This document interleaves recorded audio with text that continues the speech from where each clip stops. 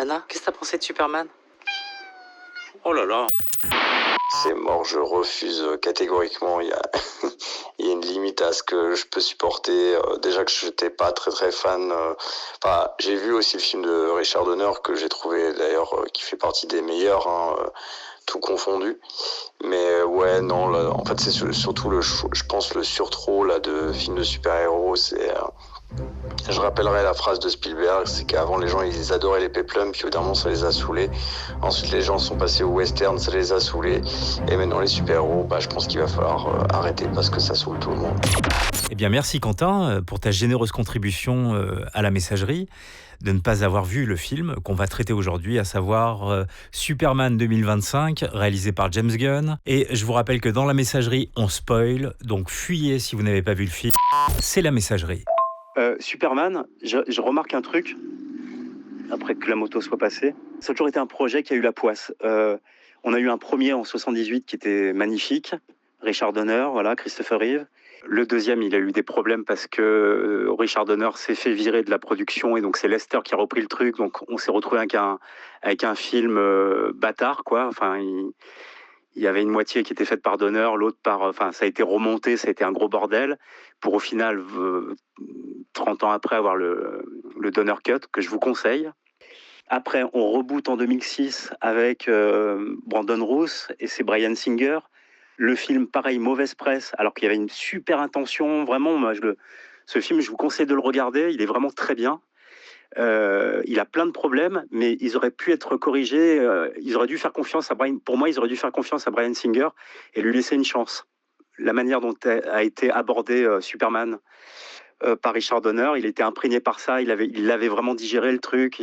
Voilà. Et je trouve que les producteurs étaient vraiment sans pitié en rebootant totalement le truc avec donc en 2012 ou 13, je sais plus, avec celui de Zack Snyder.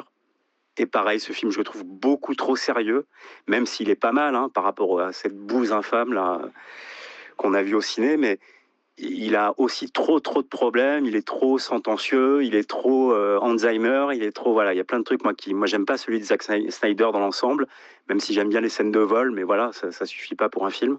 Et puis alors je fais une parenthèse, mais pareil, j'ai l'impression que tout est maudit chez Superman quand on voit la vie de Christopher Reeve. Désolé, c'est peut-être hors sujet ce que je dis, mais j'ai l'impression qu'il y a une malédiction sur Superman, en fait. Donc nous, on traite ce film comme un film de cinéma, et pas comme une BD, parce qu'il y en a beaucoup qui disent « Ouais, mais dans la BD, c'est comme ça, c'est comics book, c'est full...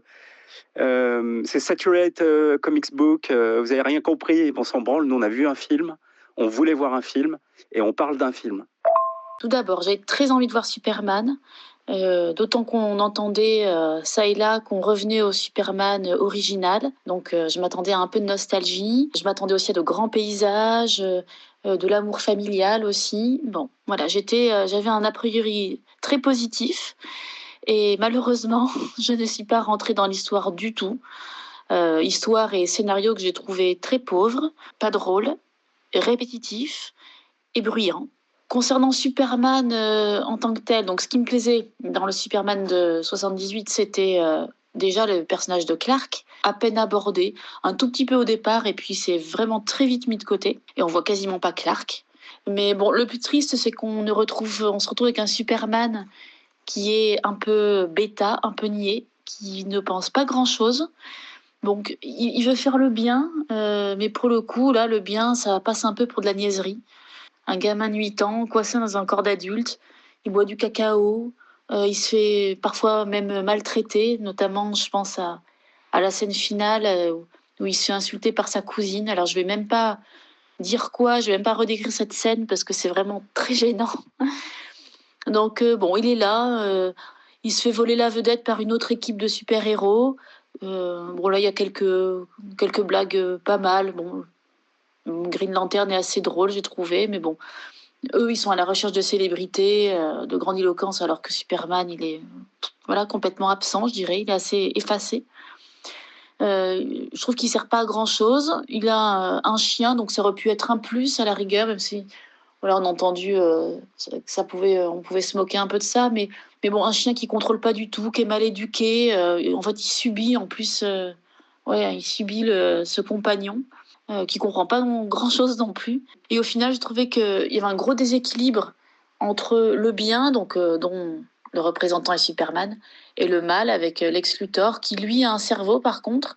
Et je trouve qu'il est pas si mal joué, mais bon, que ça s'apprend pas. Lex Luthor, lui, il avance sans problème, il a un plan, il déroule, il n'a pas vraiment d'obstacle en fait. Et je me demande même en repensant à l'histoire, si Superman a un vrai rôle dans le fait qu'il soit arrêté à la fin. C'est pas du tout un leader, donc je suis même pas sûre qu'il y ait une responsabilité dans dans la résolution de l'histoire au final.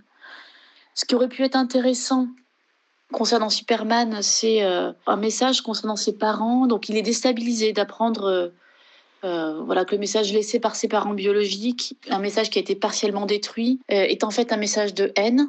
Initialement, pour Superman, sa mission, c'était bien de sauver le monde, sauver les humains. Et en fait, le message reçu et laissé réellement par ses parents, c'est l'opposé. Bon, il est déstabilisé, mais ça ne dure pas non plus. Et il n'y a pas non plus une recherche d'identité ou à se demander qui il est, pourquoi il est là. Bon, c'est très vite balayé. Alors que je trouve que ça aurait pu être intéressant pour mettre un peu de nouveauté, voilà, d'avoir un point de vue un peu plus psychologique. Mais bon, ça s'arrête très vite. Donc on passe à côté et on est encore en fait très en surface avec un film fait pour les 8 ans. Et puis visuellement, j'ai été aussi très déçue.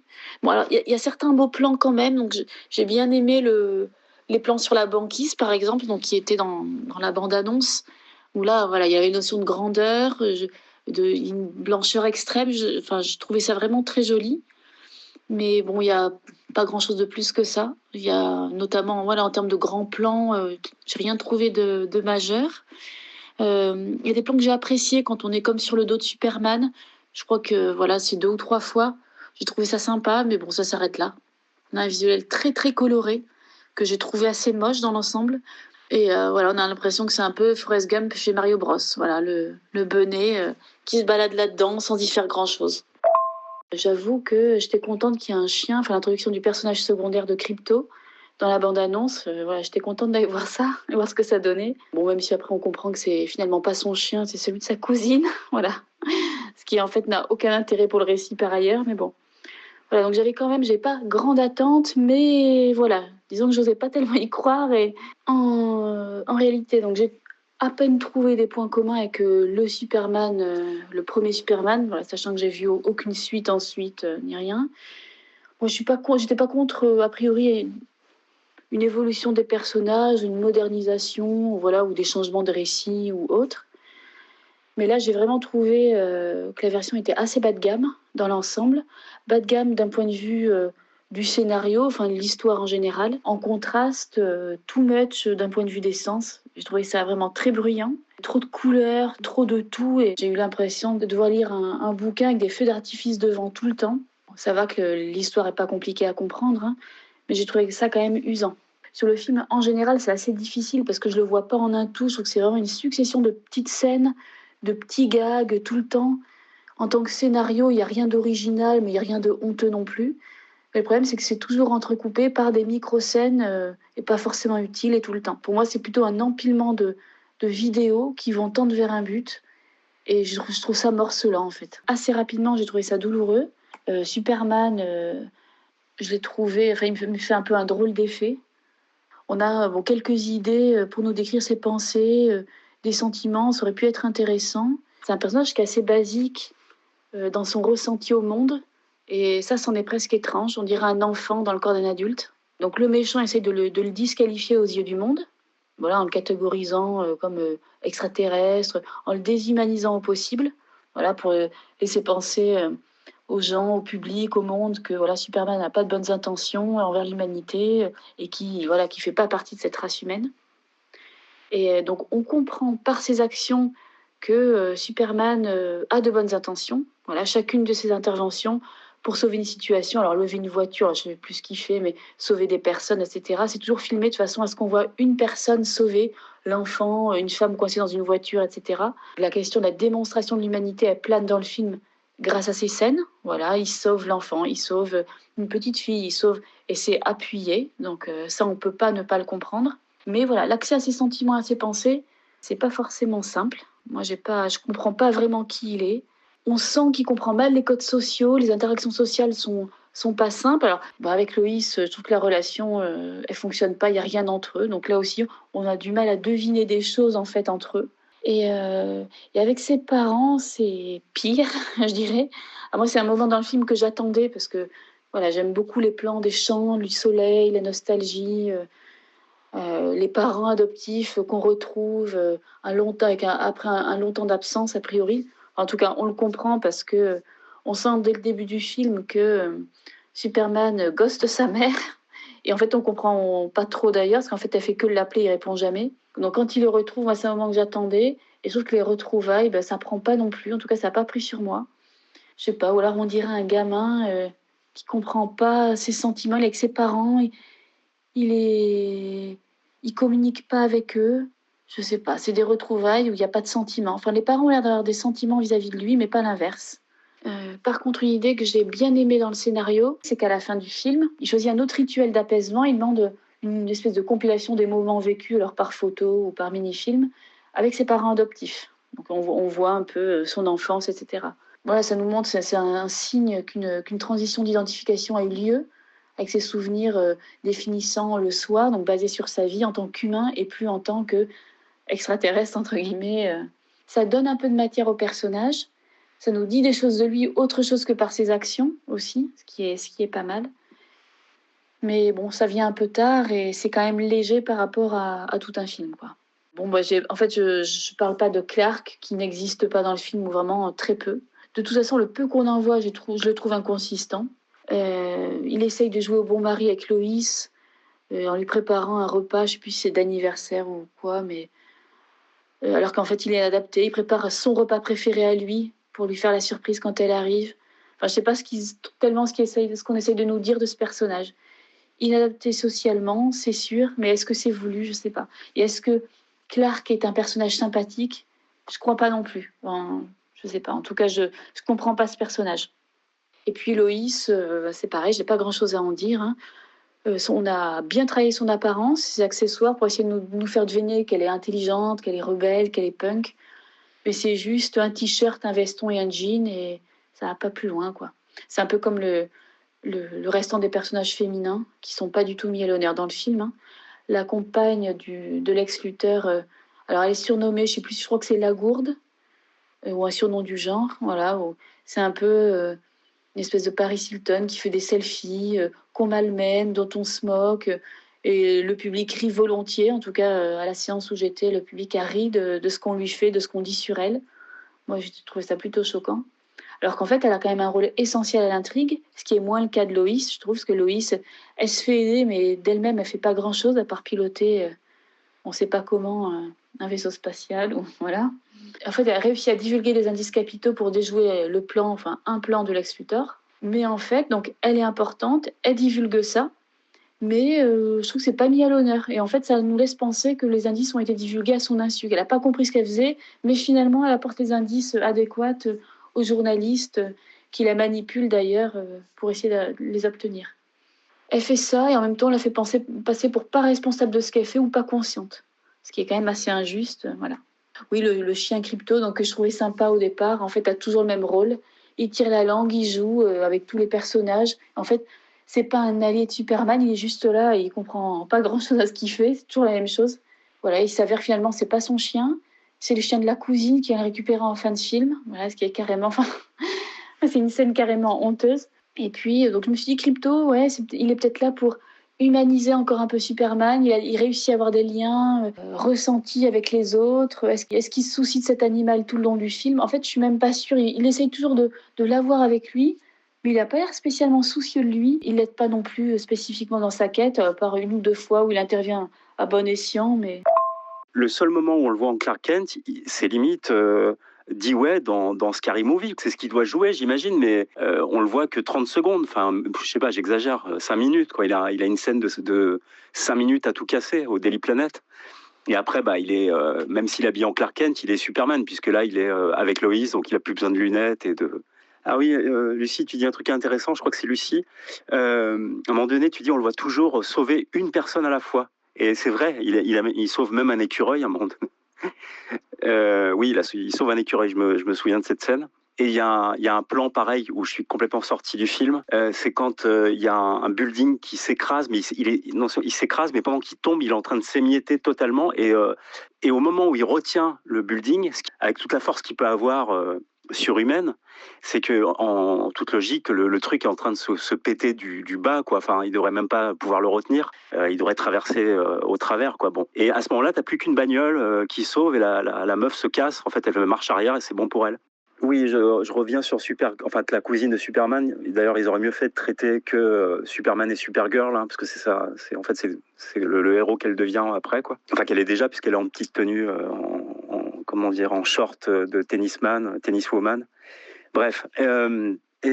Donc c'est sa cousine. Et oui, elle arrive, elle est complètement bourrée. C'est con parce que ça aurait pu être intéressant à traiter, ça. C'est-à-dire que Supergirl, contrairement à Superman, qui n'a jamais été appelée Superwoman, hein, c'est un truc qui fait très réac d'ailleurs, bon bref, elle est plus âgée que lui, donc elle a vu comment dire, elle est née sur Krypton, elle a vu toute sa famille se faire démolir, quoi.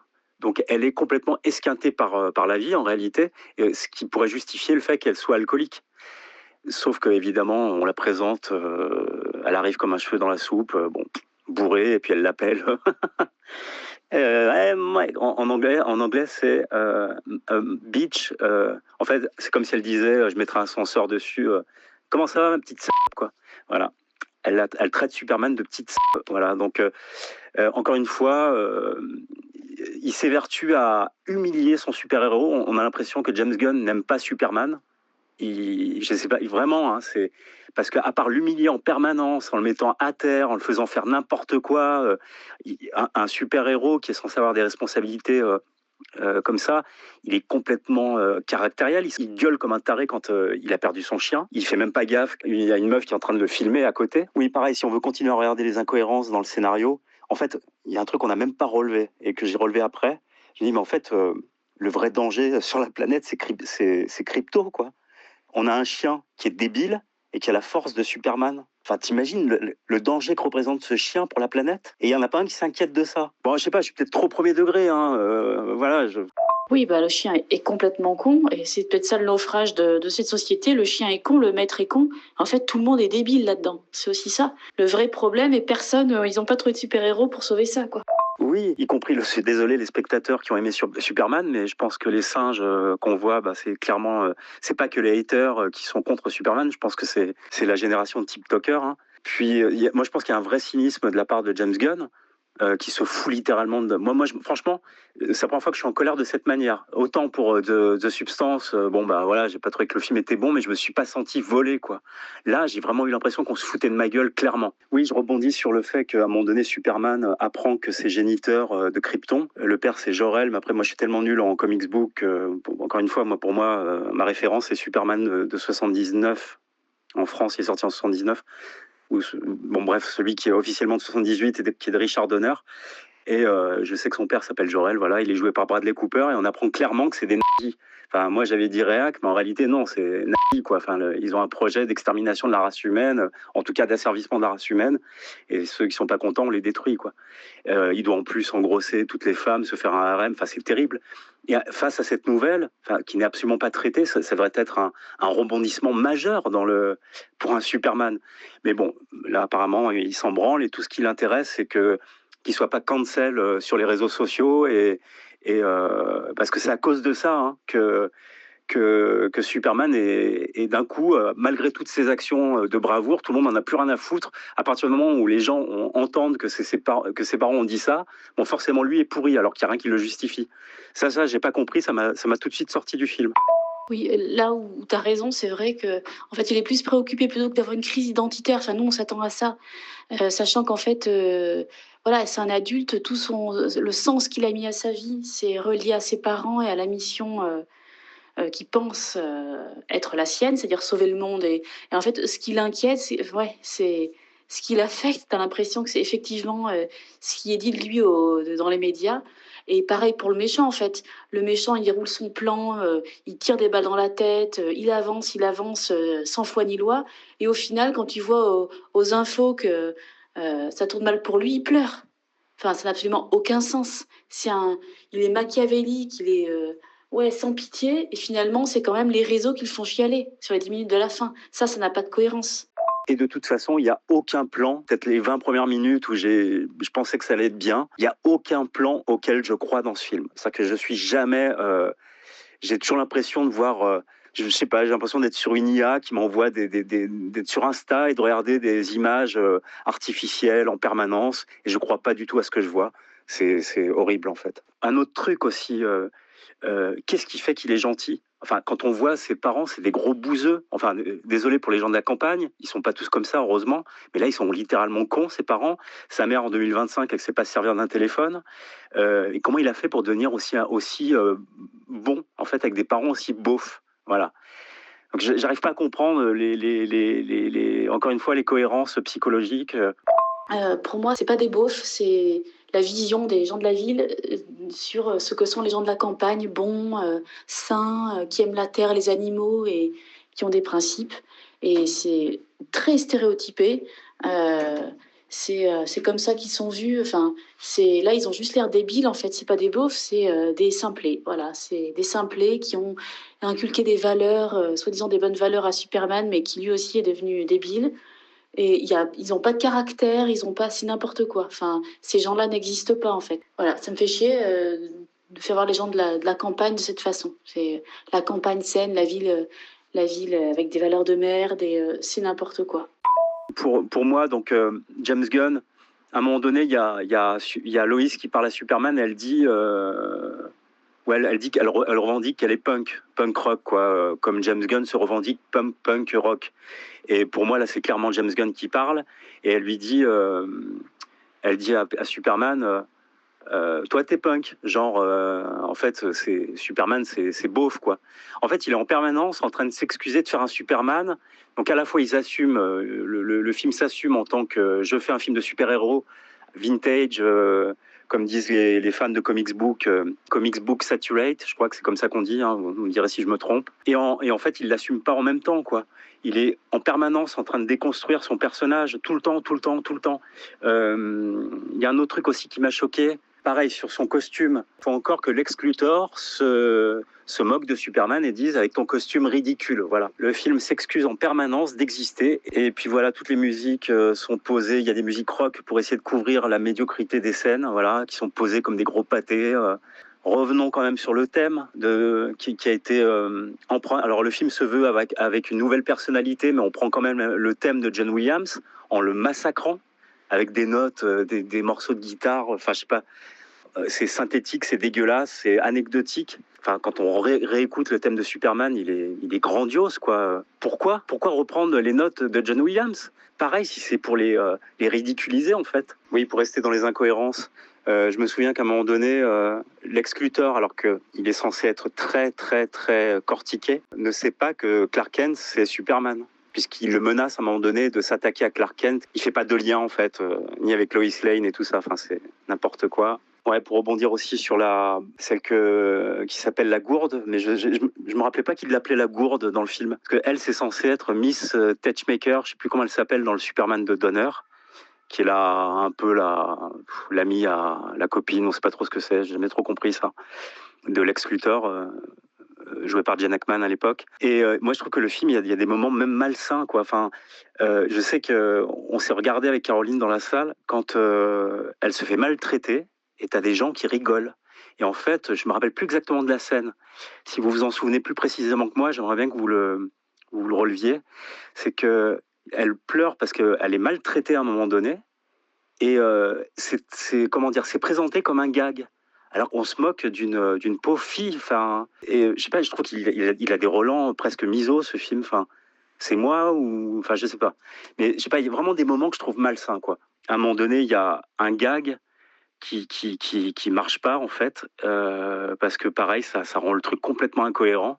C'est quand Jimmy donc sollicite sa source, donc Miss Gourde ou Touchmaker, je sais pas comment, ou Paris Hilton, comme vous voulez, et au moment où elle essaie de dealer avec lui, elle lui dit ok, je t'envoie des photos compromettantes de Lex Luthor, mais à condition que tu passes le week-end avec moi.